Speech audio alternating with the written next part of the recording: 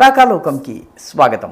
ఈ కంటెంట్ మీకు నచ్చినట్టయితే లైక్ చేయండి, మీ బంధుమిత్రులకు షేర్ చేయండి. ఇప్పటివరకు సబ్స్క్రైబ్ చేసుకోకపోతే సబ్స్క్రైబ్ బటన్ని నొక్కండి, అదేవిధంగా బెల్ ఐకాన్ని కూడా నొక్కండి.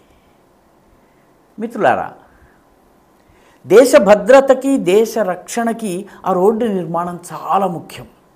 1.3 కిలోమీటర్ల రోడ్డే 4 లేన్ రోడ్డు, కేవలం 1.3 కిలోమీటర్స్ లాంగ్ అయినప్పటికీ ఆ రోడ్డు చాలా ముఖ్యం. ఎందుకంటే మన సైన్యము, మన ట్యాంకులు, మన యుద్ధ సామగ్రి ఇవన్నీ కూడాను సరిహద్దు ప్రాంతంలో చైనాకి అతి దగ్గరగా తీసుకెళ్ళి యుద్ధానికి సన్నద్ధంగా ఉండేలా చేయడంలో ఆ రోడ్డు చాలా కీలకం.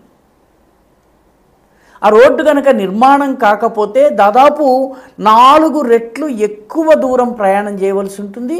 ఆ ప్రయాణం చేయటం వల్ల మన సైన్యము ఆ యుద్ధం జరిగేటటువంటి లేదా కీలకమైనటువంటి చోటుకు వెళ్ళడానికి 4-5 రెట్ల ఎక్కువ సమయం పడుతుంది. అయితే ఇంత కీలకమైన రోడ్డు నిర్మాణము 13 సంవత్సరాలుగా ఆగి ఉంది.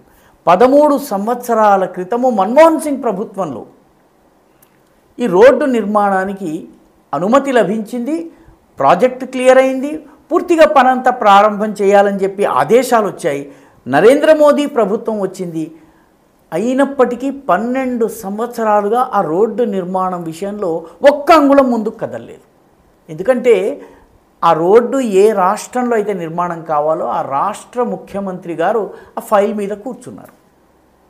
ఆ ఫైల్ని ముందుకు నడవనివ్వటం లేదు. ఎన్నిసార్లు కేంద్రం నుంచి బహుశా 6 సార్లు రిమైండర్స్ వచ్చాయి. ఈ ప్రాజెక్టు చాలా అవసరము, చైనాతో రేపు యుద్ధ వాతావరణం ఉంది, ఇదే గనక జరిగినట్టయితే ఈ ప్రాంతంలో మనకిది ఈ రోడ్డు చాలా కీలకము, శరవేగంగా దీన్ని నిర్మాణం చేయాలి, దీన్ని క్లియర్ చేయండి అని చెప్పినా కూడా 12 సంవత్సరాలుగా ఫైల్ని కదలనివ్వలేదు. ఒకళ్ళిద్దరు ఆఫీసర్లు దాన్ని గుర్తు చేసినందుకు వాళ్ళని ట్రాన్స్ఫర్ కూడా చేసేశారు ఆ ముఖ్యమంత్రి గారు. చిట్ట చివరికి కేంద్ర ప్రభుత్వము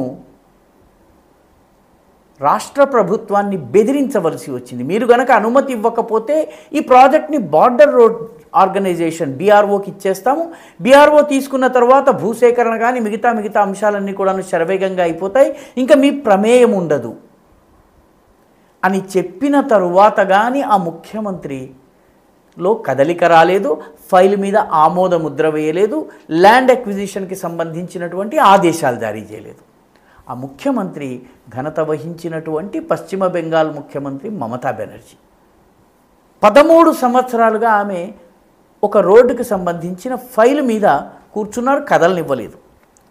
నిజానికి సిక్కింకి పశ్చిమ బెంగాల్కి ఈ రెండిటి మధ్య ఉన్నటువంటి ప్రాంతాన్ని ద్వార్స్ అంటారు. అంటే సిక్కిం కొండ ప్రాంతాలు టిబెట్లోకి వెళ్ళేటటువంటి మార్గం కాబట్టి దాని పేరు ద్వార్స్. ఇంగ్లీష్లో DOOARS డ్వార్స్ అని రాస్తారు. చాలామంది తెలియక అలాగే ఉచ్చారణ చేస్తుంటారు. ఇది ద్వార్ అన్నమాట.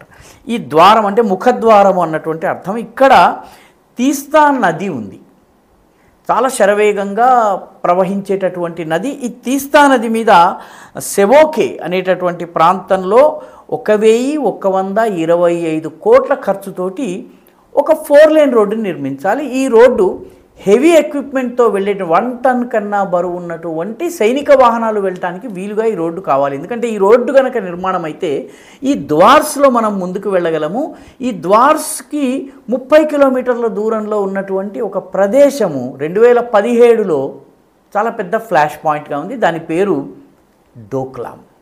భూటాన్, చైనా, భారతదేశం ఈ 3 దేశాల సరిహద్దులు కలిసే చోటు ట్రై జంక్షన్ అంటారు. ఈ ట్రై జంక్షన్లో డోక్లాం ఉంది.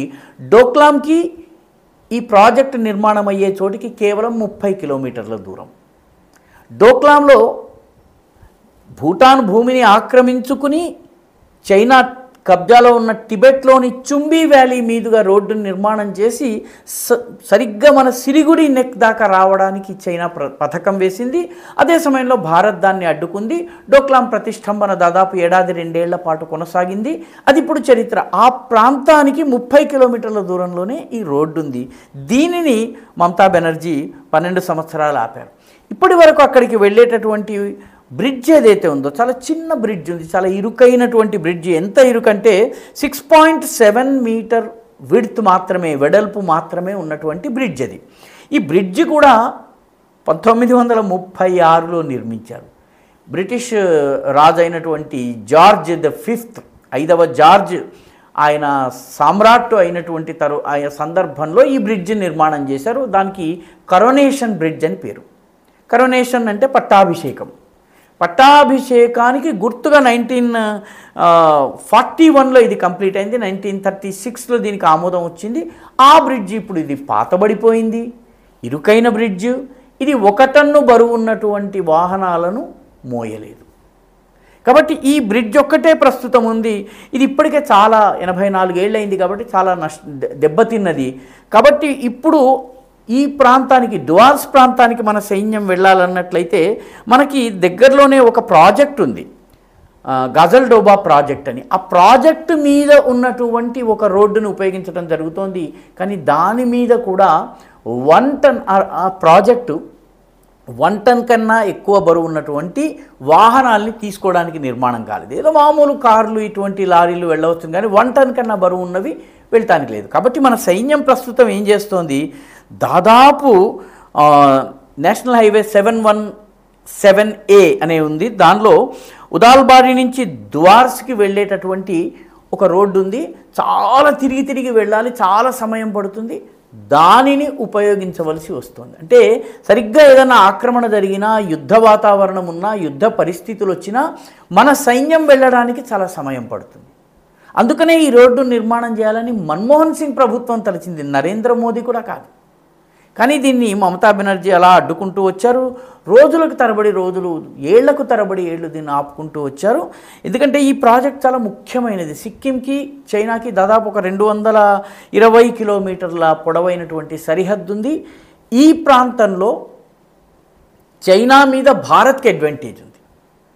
మిగతా ప్రాంతాల్లో, అరుణాచల్ ప్రాంతంలో ఇరు శక్తులు సమానంగా ఉన్నాయి. లద్దాఖ్ ప్రాంతంలో చైనాది పై చేయి, మనది క్రింద చేయిగా ఉంటుంది. ఎందుకంటే అక్కడ టొపాగ్రఫీ, అక్కడ భూమి, అక్కడ ఉన్నటువంటి జాగ్రఫీ కారణంగా, టొపాగ్రఫీ కారణంగా చైనా చాలా సమతలమైనటువంటి ప్రదేశంలో ఉంది. మనం కొండ ప్రాంతాలు ఎక్కి యుద్ధం చేయాలి. కాబట్టి లద్దాఖ్లో ఇబ్బంది ఉంది. అరుణాచల్లో ఈ 2 శక్తులు సమానంగా ఉన్నాయి. కేవలము సిక్కిం సెక్టర్, ముఖ్యంగా నాథులా ప్రాంతం ఏదైతే ఉందో అక్కడ మాత్రమే ఇండియాకి కొంత అడ్వాంటేజ్ ఉంది. ఈ అడ్వాంటేజ్ని నిలుపుకునేందుకు ఈ రోడ్డు చాలా కీలకం. ఈ దువార్స్కి వెళ్ళేందుకు ఈ తీస్తా నది మీద, సెవోకి మీద నిర్మించేటటువంటి ఈ రోడ్డు చాలా కీలకము. దీని నిర్మాణాన్ని కూడా మమతా బెనర్జీ కేవలం రాజకీయ కారణాల వల్ల దానికి సంబంధించినటువంటి భూసేకరణ చేయటం లేదు. దీనిలో ఎక్కువ భాగం గవర్నమెంట్ ల్యాండ్ ఉంది కాబట్టి అసలు భూసేకరణలో ఇబ్బందులు కూడా లేవు. కొద్ది ప్రాంతం మాత్రమే ప్రైవేటు వ్యక్తుల చేతిలో ఉంది. వాళ్ళని ఒప్పించి వాళ్లకు తగిన కంపెన్సేషన్ ఇచ్చి భూమి తీసుకోవచ్చును.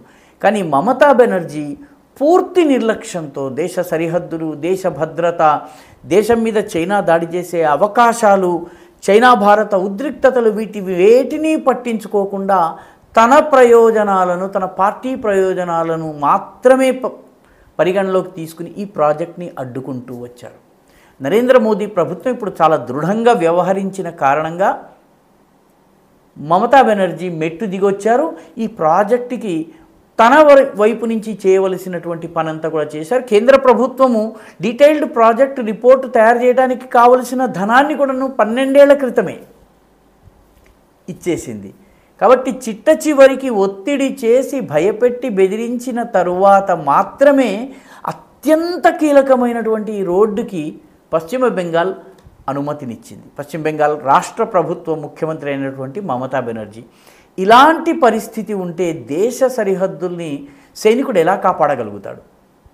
ఇది ఆలోచించాల్సినటువంటి విషయం. ఈ వీడియో మీకు నచ్చినట్టయితే లైక్ చేయండి, మీ బంధుమిత్రులకి షేర్ చేయండి.